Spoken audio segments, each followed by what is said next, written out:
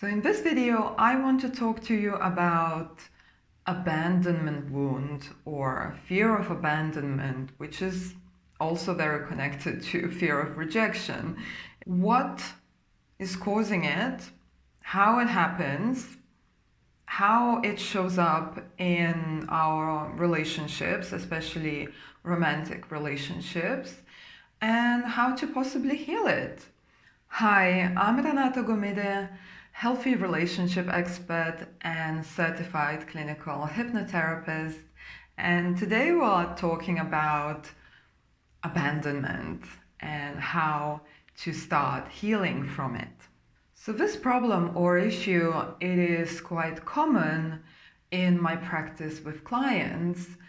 And for some of them, it is quite confusing because when we talk about it, my clients tell me that their parents were always present. They were not divorced, and physically they were there. They also tell me that their basic needs were always met.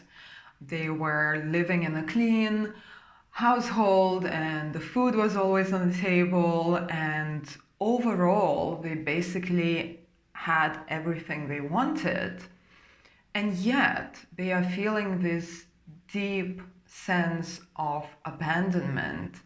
And they also presenting these symptoms in their relationships that I will talk a little bit more later on, that is actually stopping them from creating the relationships that they want. And of course, these are all logical kind of adult conclusions. When they look back at their childhood, they can't see that something didn't quite work there. But in reality, when I work with women and they are sitting in my chair, there is usually subconsciously a little girl sitting in my chair as well. So a little girl who is still waiting for somebody to come and accept her unconditionally, for somebody to rescue her, for somebody to choose her.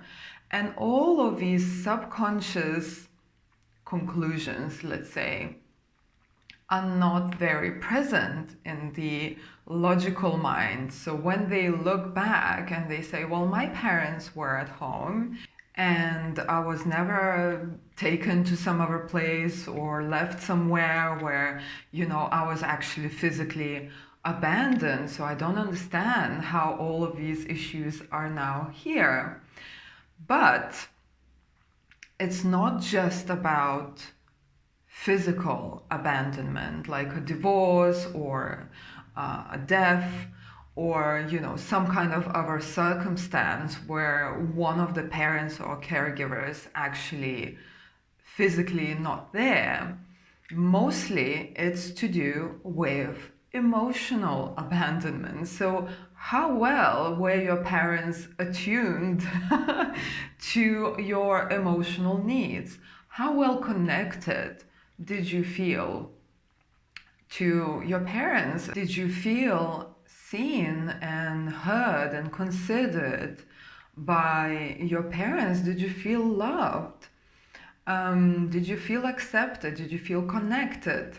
Because that disconnection, that it is, so vital for us to have when we are children, because literally, like, our lives depend on it, the connection to our parents.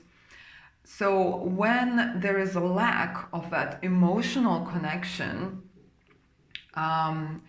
we will feel abandoned. So in a way, healing the abandonment wound requires us to reconnect to ourselves first and stop abandoning ourselves as well, because this is something that we had to do in order to try to connect and get some kind of connection from our parents. So we had to betray ourselves and become what they wanted us to become. I just want to make this one thing very clear. When I talk about all these issues that involve our parents, for example, it's not to say that they've done all this damage on purpose. And it's not about blaming them. It's not about creating this, again, this toxicity within yourself where you're like feeling kind of angry about them and things like that. So it's not about this at all. It is about raising the awareness for yourself so you can go on your healing journey, so you can heal your own wounds. And by that, perhaps you are healing the generational wounds, you know? But it's not about blaming and pointing fingers and kind of, yeah, you should have done better. They've done all they could with what they had. And yes, perhaps it could have been better, but could have, would have, should have is not gonna get you healing, okay? So again, taking that responsibility for yourself, because as a self-healer, as somebody who can and is absolutely able to heal anything within yourself, and I truly 1000% believe that, and I see that in my practice, it is important to, one of these steps is to take responsibility, is to take whatever is happening within you and learn to deal with it, learn to heal it, instead of still boiling in that blaming, in that anger, in that resentment, because your parents did or didn't do something. So let's have a look. What is the abandonment wound and how does it happen? So like I said before, it could be by physical absence of both or one of your parents, but most likely it is the emotional disconnection. And also it's not just about parents. These are people who you were really close to. For example, you were really connected to. So can be grandparents, can be other people in your close proximity who were there and then suddenly they were not. And one thing that comes up over and over again in my practice is that idea of kind of, hiding this from children. So, for example, when divorce happens or death happens, it's kind of brushed away, because the idea is that you can't just normally explain it to a child in one way or another so they understand. It's more of a taboo, it's more of a hidden thing, and then you are left there without any explanation, without any understanding of what is actually happening, how your environment changed, that person is no longer there, and then nobody's telling you anything about it, or they kind of lie about it, and then you eventually find out, and then the abandonment wound is even deeper, because first is the actual event that happens, but then on the top is all the lies that kind of engulf that as well. So when this happens, and I talk about it a lot actually, when we are children, again, we don't have that critical mind, we don't have that logical mind. We take everything in a very self-centered way. So if everything is good and we have a great connection to our caregivers, we believe it's because of us.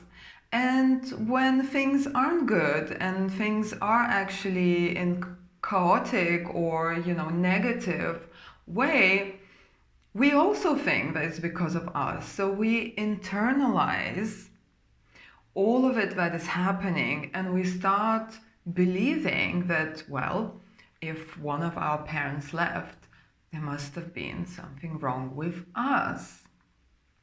Or if something happened and there was no explanation that we could digest and we could understand at that age, age appropriate explanation, let's say, again, we start internalizing and we start feeling really unsafe in the remaining relationship, because now we have a threat that something might happen again because of us. And that leads us to develop these very insecure attachments and fearful attachments to the people in our lives.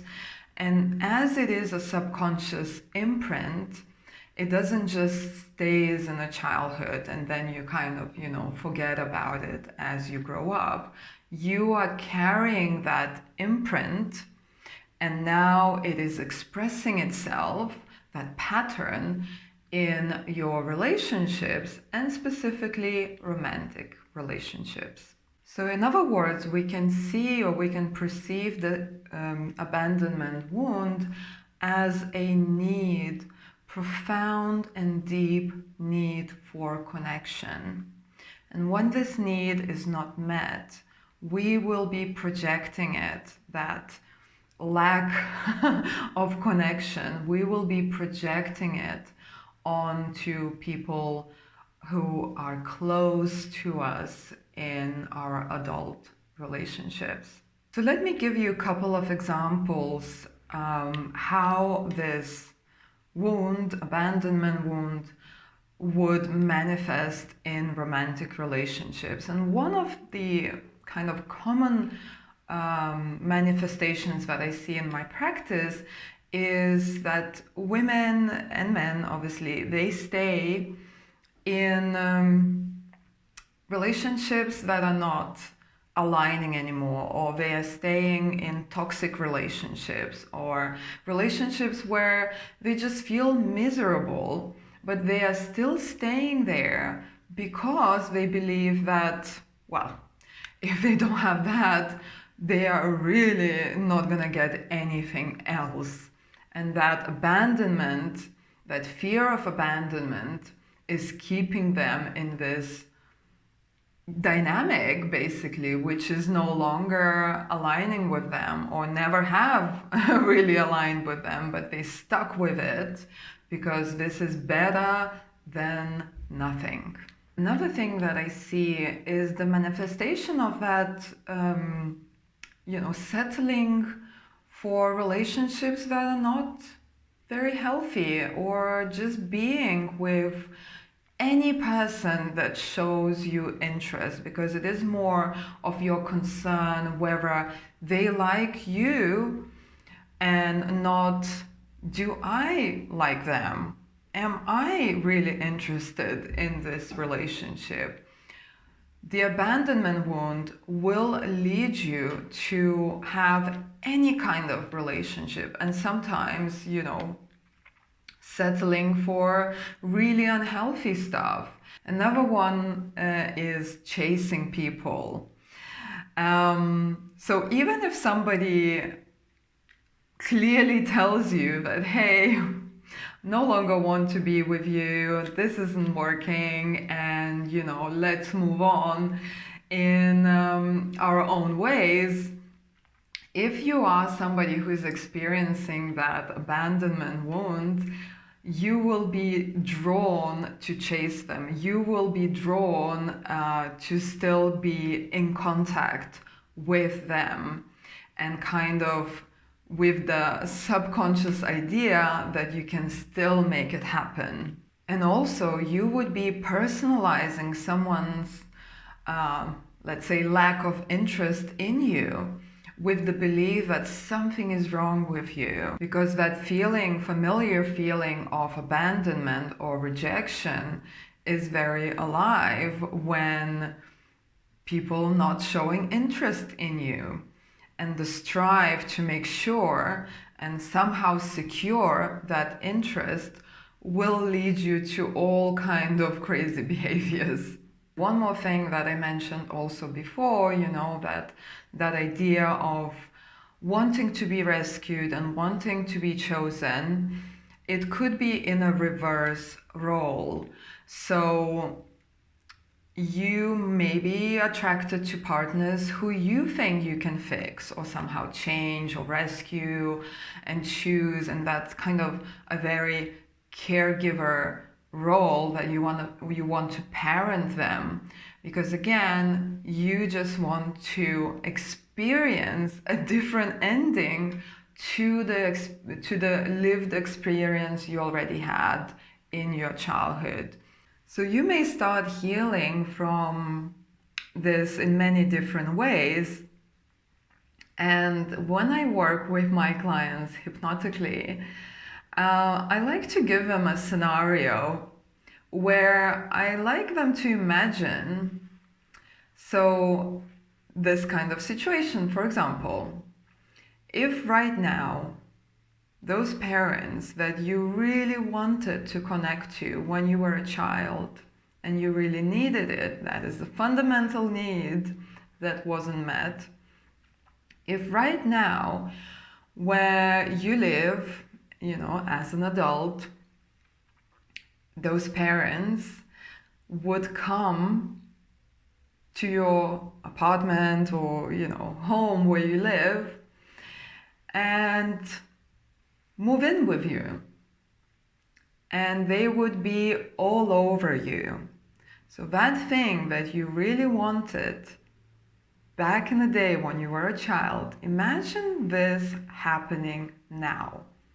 So they are moved in with you, and every day they're there to show you affection, to show you approval, to show you their love, and they are making breakfast for you, and they come into your bedroom. Hey, lovely, wakey, wakey, here is your cup of coffee, and I love you, love you, love you. And what do you want to do today? Let's spend the day together. Let's go to the places where you want to go. And let's just have this wonderful connection. And you spend one day like that. Next day is the same.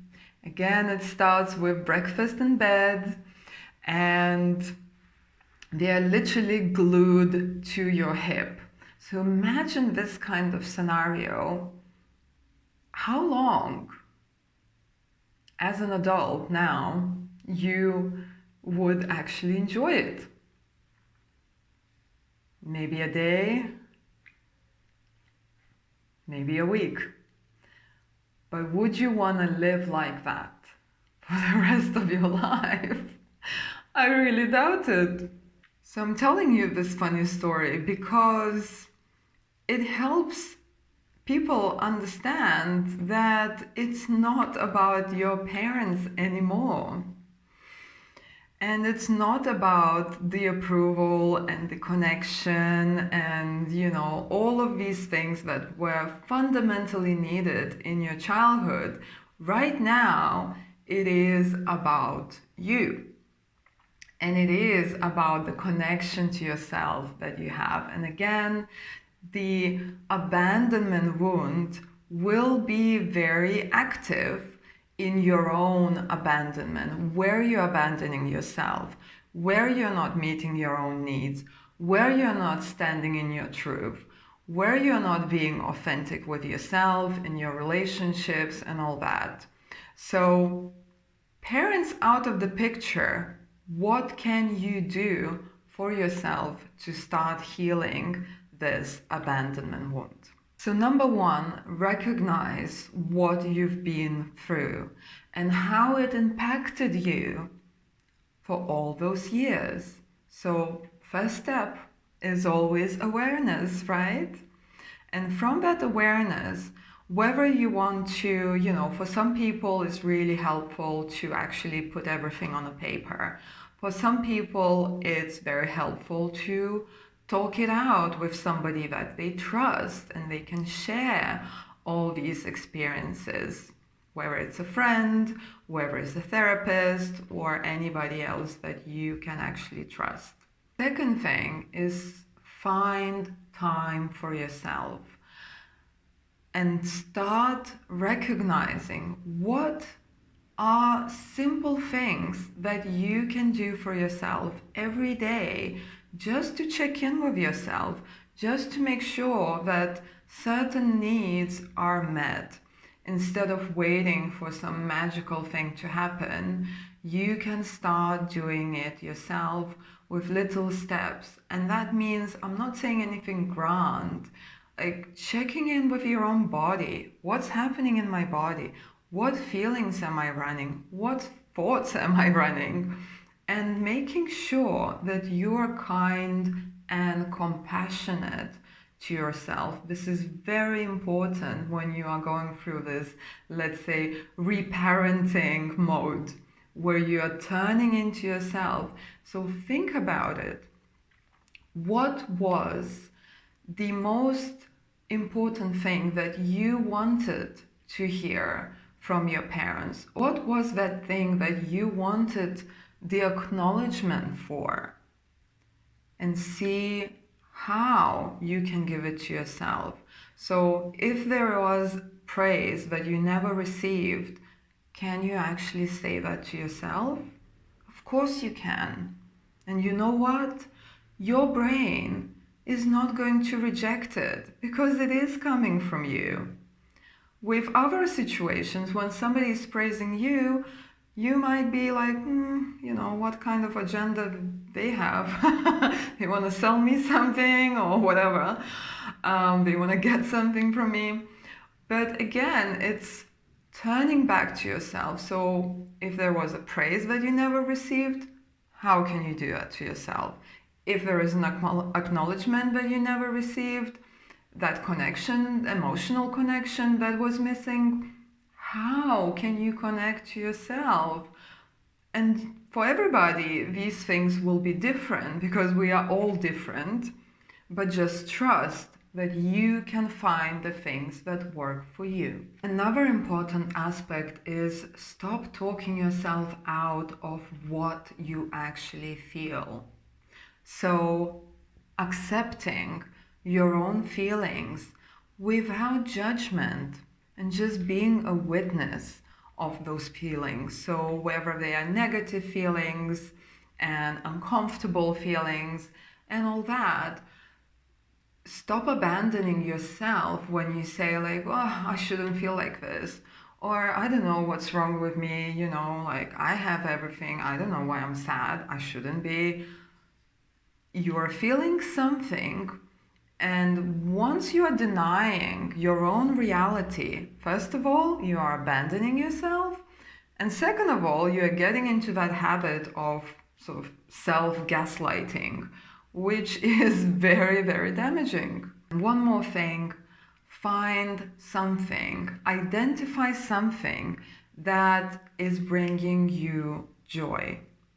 Okay, so whether it's a physical activity where you are able to express yourself, to move your body, to use your voice, to do something that perhaps you were not allowed to do when you were a child, or something that you really wanted and you couldn't have back then, but now you have resources to actually have it. So that also entails that time for yourself, but allowing yourself to be that expressive, creative energy that you are within your core. Or you want to create something, you want to go dance, or you want to do something that perhaps feels a little bit uncomfortable right now.